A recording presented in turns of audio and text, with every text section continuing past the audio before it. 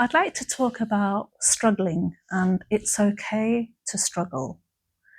But before we go on to that, I'd like to introduce myself. I'm Ghazala at the Heart and Soul Cafe. If you've been here before, thank you so much for coming back. I so appreciate it. And if you're here for the first time, then welcome. You're very, very welcome. Struggling.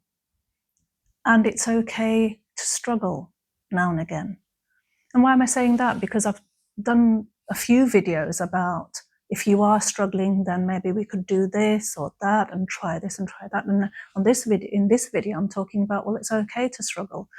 But there's a boundary, if you like. It's not, if you were struggling day in, day out, and this was going on for weeks, then my advice would be that you need to reach out and say, and well, admit it to yourself first that I am struggling and I need some help.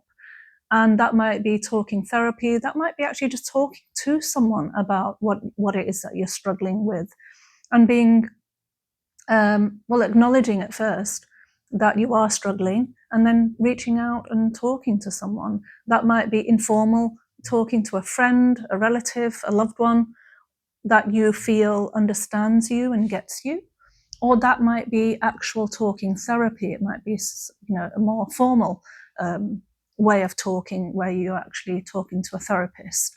That might be the way forward, or it might be that you need to see your GP perhaps. So there's lots of avenues, but the reason why I'm saying it's okay to struggle sometimes is that we do struggle sometimes, and to acknowledge that, but we're not programmed robots that we're going to be one way, all the time. We're always going to be happy. We're always going to be on top of the world. We're always going to feel as if we've got plenty of energy, physically, emotionally, and everything's all good, because that's not how life is, and that's not how human beings are, and that's definitely not how I am.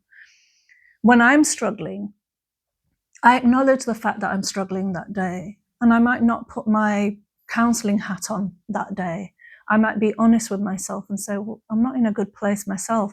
How am I going to support someone else, who has experienced child loss? And that's mainly what I do. I mainly support women who have, lost children. Sometimes that they've had other losses, but mostly that they've lost children. So if I'm not in a good headspace myself, how am I going to, think about supporting someone else?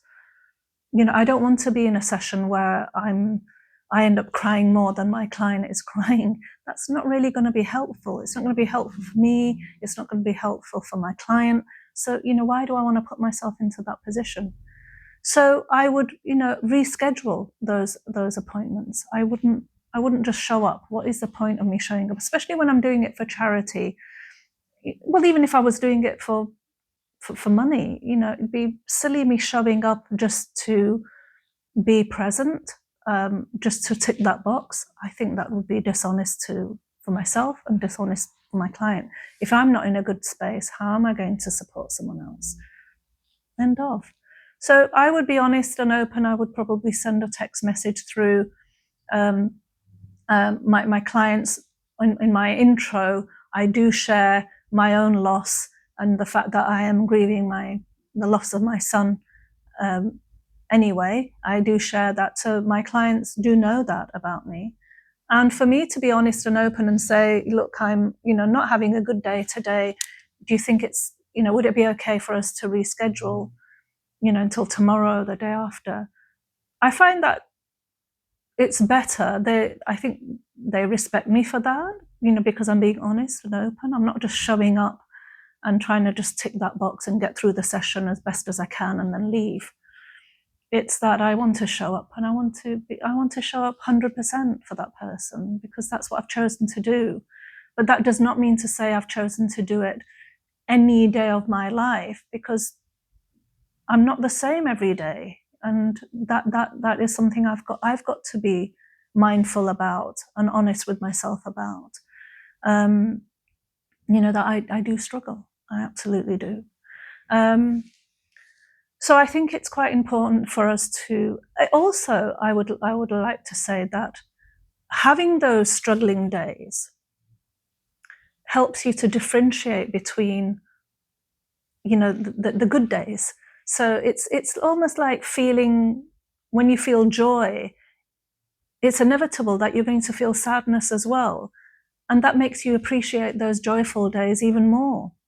Does that make sense? So I feel that, having those days where you're struggling, and then having those days where you feel more in control and everything sort of seems to be going okay and everything's ticking over, it makes you appreciate those days so much more when you have experienced those struggles as well.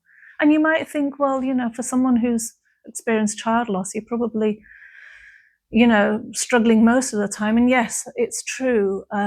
There is an underlying continuous effort that I have to put in. That is true. But that's a continuous underlying effort that I have to put in. On top of that, I can have days where there's other things going on. It's environmental things. It's somebody else in the family who's not feeling too good mentally or physically. That will have an impact on me on top of what I'm already experiencing. So then that day is a struggle. And I've got to be, mindful about that. So yes, living with grief is something that's a continuous thing that I will be doing for the rest of my life. But on top of that, it's finding what is your benchmark, your normal.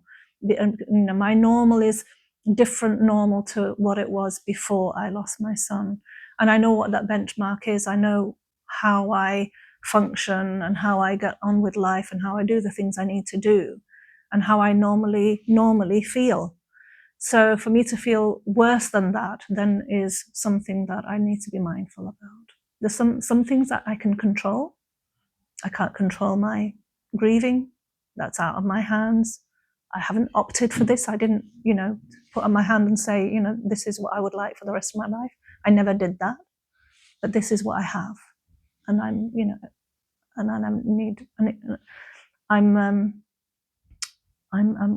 need to be honest and open about that. That is something that I'm experiencing. I will experience for the rest of my life. But I need to find that normality there, wherever that is. And if I'm feeling anything above that, anything sort of an add-on onto that, then I need to be honest about that. So struggling is okay. It's okay to be struggling sometimes. It can help you to put things into perspective. It can help you to appreciate the good moments and the positive moments in your life and the things that you are, can be grateful for. It can help you to be, more, to sort of practice gratitude, if you like, sort of all the things that I'm blessed with and all the things I have to in my life that I'm grateful for. It can help you to do that as well. And I think that's important to, when you are struggling, to think about that. What do I have to be grateful for?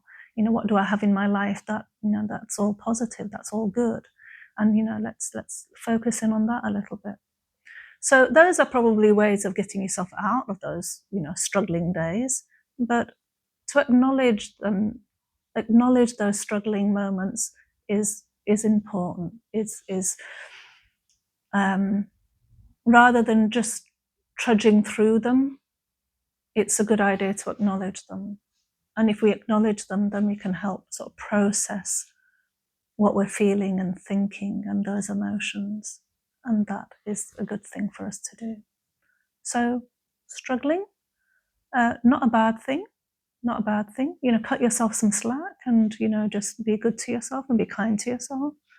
We're not, it's not a matter of, that it shows weakness. It does not show weakness. It's to acknowledge it. It shows strength. And we can all be vulnerable sometimes, and that's not a weakness either. It just means that we're human, and absolutely we are. Okay. So thank you for listening. I hope you found the content of this video helpful. If you feel that somebody is struggling at the moment and you can share this video, please do that. That would be, brilliant. Otherwise, share. I've just said that, share. Otherwise, subscribe, comment. That would be really wonderful. We can start a conversation going about struggling and how you overcome struggles in your day. If you do, find yourself struggling, what do you do? What's your go-to?